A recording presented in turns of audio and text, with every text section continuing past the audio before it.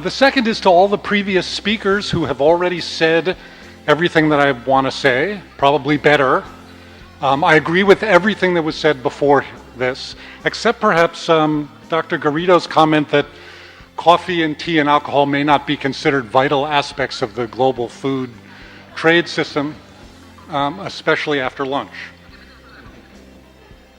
I'm going to talk about the human right to water, of course. I'm going to talk a little bit about the history of the human right to water and the concept, but especially now what? There is a human right to water. None of us, I think, would disagree with that. The argument took many, many decades to resolve, interestingly enough. I'll come back to that. But the question really is now, what does it mean from a practical point of view for the broad concept of sustainability? I'm also going to talk a little bit about solutions for water. And as our chair has said, Daniel Lynch was unable to come. I'll talk a little bit about his paper integrated with mine. Many of the things that he had to say are similar to what I had to say. If I say something wrong, it's his fault. And you can discuss that with him. So I think there's a PowerPoint presentation.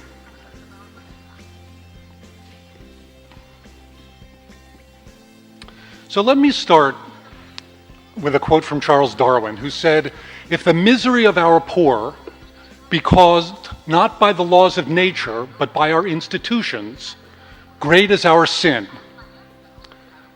And in many ways, this is the story of water.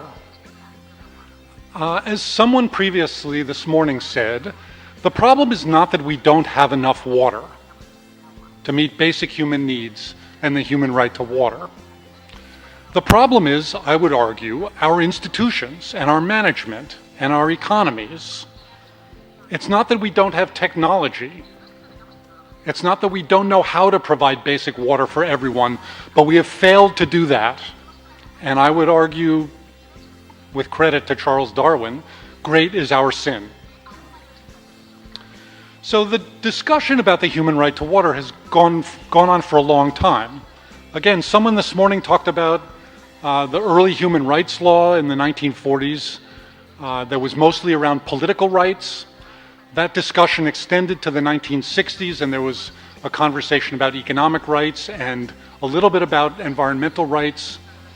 In all of the early documents about human rights, water was never mentioned. And it's not that the politicians and the human rights experts ignored water. They sort of took it for granted. There's nothing about air in those early human rights documents either. And it wasn't until water became a serious problem that we understood that water was a problem, that the conversation really began about the human right to water. And it started in part with a discussion about basic human needs. How much water does a human need for drinking, for sanitation, for cooking, for cleaning, for growing their basic food requirements, for industrial uses? What defines a basic human need for water? And that was some of the early conversations, probably in the 1990s. Earlier, though, the water community started to think about these things, and going back to some of the earliest international water conferences, which I would note there are some experts here who attended those conferences. In 1977 in Mar del Plata, a statement was made among others that all peoples have the right, and this was really one of the first times the word right was used, to have access to drinking water in quantities and of a quality equal to their basic needs. So if you look at that statement, the word right appears. It's focused on drinking water alone at the time, but it talks about quantity and quality. The conversation evolved over the decades. In 1992 at the Dublin Water Conference, the statement was made, quote, "It is vital to recognize first the basic right of all human beings to have access to clean water and sanitation at an affordable price," end of quote. And if you look at that statement, Again, the concept of a right was discussed. The concept of sanitation was included. The concept of affordability was included. And this reflects this evolution in the conversation. But while this was going on, there was also a conversation going on about whether there was a formal human right to water in the context of human rights law. And at some of these conferences, many countries, including my own, argued, no, there's no human right to water. And that conversation continued for a long time. And it evolved. And ultimately, in 2010, again, as previous speakers have noted, the Human Rights Council in Geneva and then the full United Nations as a whole declared a formal legal human right to water. And here's one of the quotes from the Human Rights Council documents: affirms that the human right to safe drinking water and sanitation is derived from the right to an adequate standard of living and inextricably related to the right to the highest attainable standard of physical and mental health, as well as the right to life and human dignity. And this statement, if you look at it in detail and if you look at the full documents, is much more explicit. And it talks about the right to water. It talks about the right to sanitation. It talks elsewhere, not in this quote, to affordability. And it talks about where the human right to water derives. And it says, basically, we acknowledge that the Universal Declaration of Human Rights doesn't mention water explicitly, but it's implicit in the right to health, the right to a standard of living, the right to dignity, that is where the human right to water originates. The encyclical letter, a remarkable document, again, as many previous speakers have mentioned, received an enormous amount of attention, in large part, I would argue, especially in the United States, because of its attention to climate change. But I suspect, like most people in this room, I read it through my water perspective, and it says some pretty remarkable things about water. One small piece of this is section 30. It says, access to safe, drinkable water is a basic and universal human right, since it is essential to human survival, and as such is a condition for the exercise of other human rights. Again, linking the idea of the human right to water with other human rights, and I would argue human right to water and sanitation. And all of this together, I would like to argue, is the way we need to think about sustainability in general. And this session is talking about sustainability. The human right to water is a piece of that. The right to food is a piece of that. Environmental health is a piece of that. Sustainability is a broader set of concepts, and my interest is water and climate. Some people's interest is food. We're all interested in pieces of the sustainability problem. I would just like to remind us that as we move toward the question of the human right to water and the sustainability of water, what we're really interested in is sustainability in its broadest sense. Now, I would also like to observe that access to safe water and sanitation is not only a developing world problem, and I'll come back to that. I'd also like to note that a formal declaration of a human right to water doesn't guarantee that the human right to water will be satisfied. I'm delighted, I was thrilled when the UN declared a formal human right to water. But I and many others have acknowledged that alone, the declaration alone, isn't enough. We have to think about implementation and action. I would also like to note that a strong economy by itself does not guarantee that the human right to water will be satisfied. I live in one of the richest countries in the world, and there are populations in the United States without access to safe drinking water or access to adequate sanitation, which is a shame.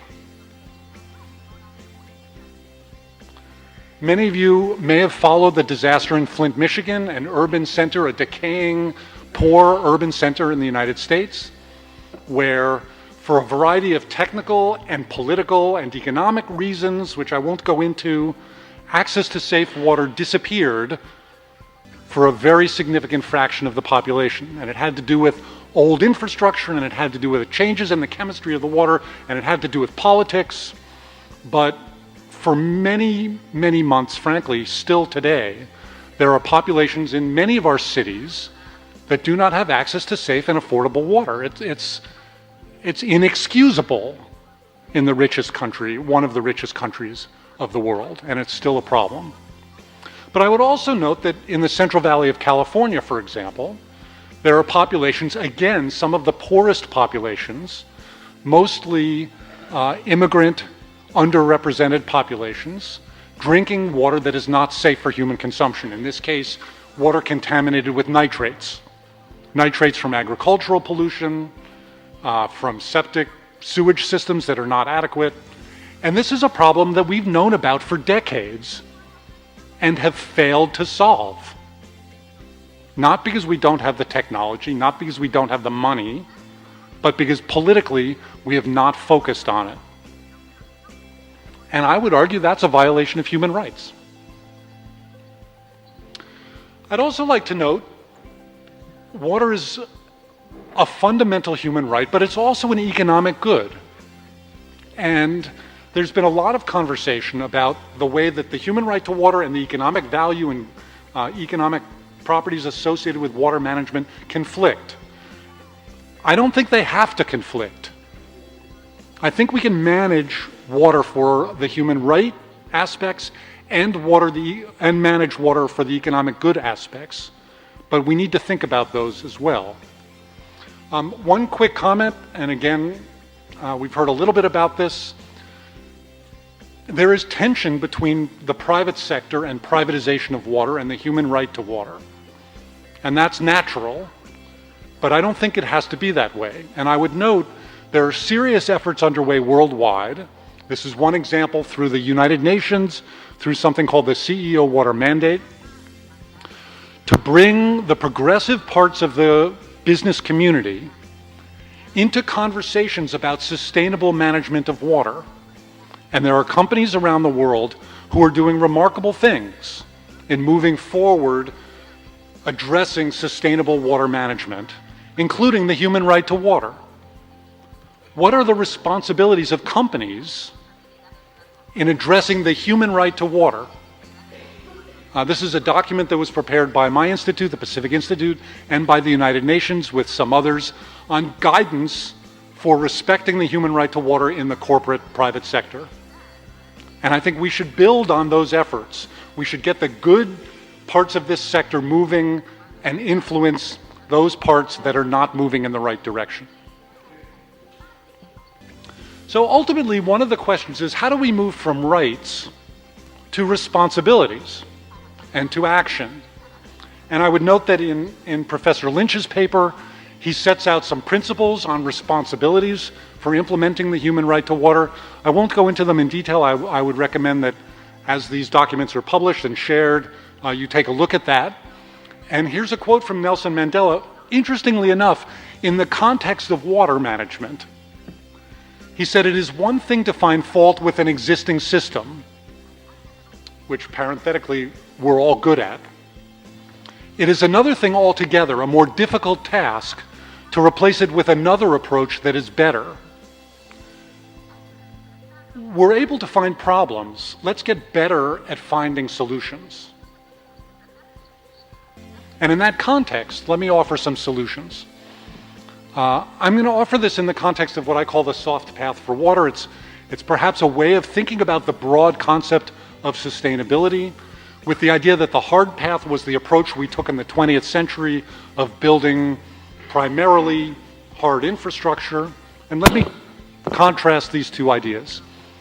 The hard path, the focus was building infrastructure to deliver water.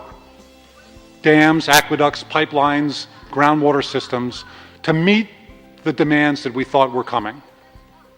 The soft path says let's use infrastructure where it's appropriate. Let's maintain that infrastructure better than we're maintaining it. But let's also think about new ideas about supply.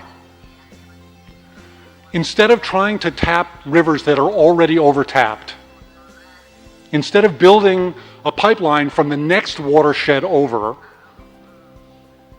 let's think about treated wastewater. We spend a lot of money and effort collecting wastewater. In many places, we treat it to a very high standard, and then we typically throw it away. Let's use treated wastewater as a new source of supply. Let's capture more storm water. Let's recharge our aquifers, as Rajendra Singh described, as he's been doing for decades. Let's think about desalination where it's appropriate and economical. So that's a new way of thinking about supply. The hard path thought about demand as something that we would meet, that it was just something we would project. Populations are growing, economies are growing, demand for water must be growing. We'll build more supply to meet that demand. The soft path says we have to rethink demand management. If we can use the water we're already using more efficiently, we can do the things we want with less water. And that's the demand management side of the equation. And Professor Del Moral also talked about the fact that water demand is decreasing in many parts of the world, even as economies continue to grow. And I'll come back to that. The hard path thinks about water as an economic good. The soft path thinks about water as a human right and an economic good, and tries to balance those concepts. The hard path used centralized systems for water treatment or distribution. It treated water to one standard, typically potable water standard, no matter what the demand for water was, or no matter what the quality of the water needed was. And as a result, in the richer parts of the world, we use incredibly high-valued potable water to flush our toilets and to water our lawns. The soft path will do a better job of matching supply and demand and the quality of the water we have with the quality of water we need. The hard path gave no thought to ecosystems.